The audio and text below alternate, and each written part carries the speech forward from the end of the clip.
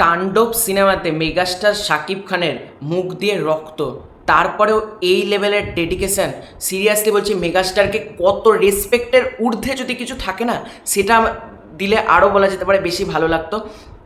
আমি যে ভারত থেকে বসে মেগাস্টারকে নিয়ে ভিডিও করি, আমার তো জানো একেবারেই ছোট চ্যানেল, তারপরেও দর্শকরা মানে ভারতের দর্শক হোক, সেটা অনেক দর্শক হোক বলে যে ভাই তুই বাংলাদেশে চলে যা, তোকে বাংলাদেশকে নিয়ে কেন কথা বলতে হবে, তুই বাংলাদেশের এখানকার কি নায়ক নেই, তুই বাংলাদেশকে নিয়ে কেন ভিডিও করছিস, বাংলাদেশের নায়কের দালালি করছিস, নানা রকম কমেন্ট আমি পাই। কিন্তু দেখো, মেগাস্টারকে দিন শেষে প্রচণ্ড ভালোবাসি, তো তাই ওনাকে রেসপেক্ট করি, তাই ওনাকে ভালোবেসে ভিডিওগুলো বানায়। এবং যারা বলে না যে ভারত থেকে বসে বাংলাদেশের দালালি করছিস, এটা ঠিক না, উচিত না, ভাই কেন করব না? যে মানুষটার ডেডিকেশন এই লেভেলে, যে মানুষটা এত বড় একজন অভিনেতা, তার দালালি করব না তো কার দালালি করব? সব থেকে বড় এটা কথা।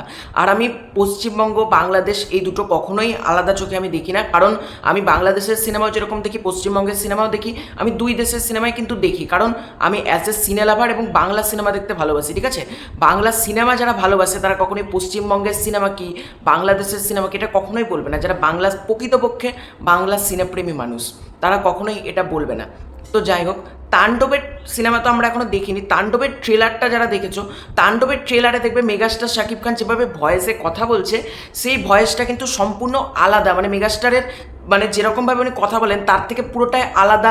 উনি ভয়েস মডুলেট করে কিন্তু উনি কথাটা বলছেন। মানে একটা ফেসবুকের পোস্ট তোমাদেরকে দেখাচ্ছি সাইডে, মেগাস্টার শাকিব খান ডাবিং করতে গিয়ে মুখ দিয়ে রক্ত বেরিয়ে গেছে, জাস্ট ভাবো। এবং উনি যে শুধুমাত্র মানে ছোট পার্ট, ওইটুকু পার্ট ওইভাবে কথা বলেছে এরকমই না।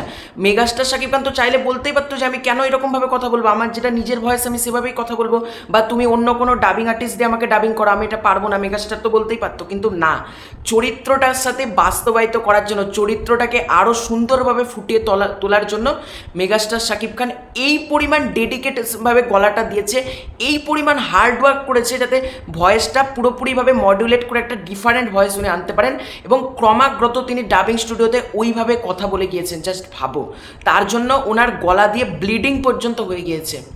এই পরিমাণ ডেডিকেশান, সিরিয়াস হচ্ছে হ্যাটস অফ, মানে স্যালুট, ঊর্ধ্বে যদি কিছু থাকে সেটাই দেওয়া উচিত ওনাকে।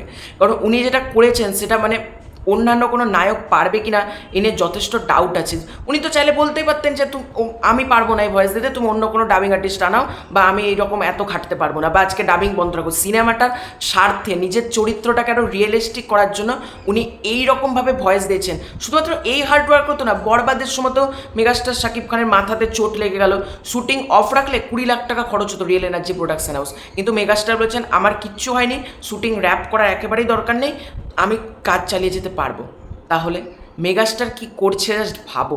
এমনি এমনি ওনার ডেডিকেশন লেভেলটা এইরকম না যে গলা দিয়ে ব্লিডিং হয়েছে তারপরে উনি কি ছেড়ে দেওয়ার পাত্র, হাল ছেড়ে দেওয়ার মানুষ তো উনি না। প্রতিনিয়ত চেষ্টা করছেন কিভাবে ভালো থেকে আরও ভালো সিনেমা দর্শকদেরকে উপহার দেওয়া যায়, উনি প্রতিনিয়ত সেই চেষ্টাই করছেন এবং উনি সেটা সফল হচ্ছেন। এবং মেগাস্টারের এই ডেডিকেশন লেভেলটাকে কুর্নিশ জানানো উচিত যে গলা দিয়ে ব্লিডিং হওয়ার পরেও উনি ডাবিংটা চালিয়ে গিয়েছেন।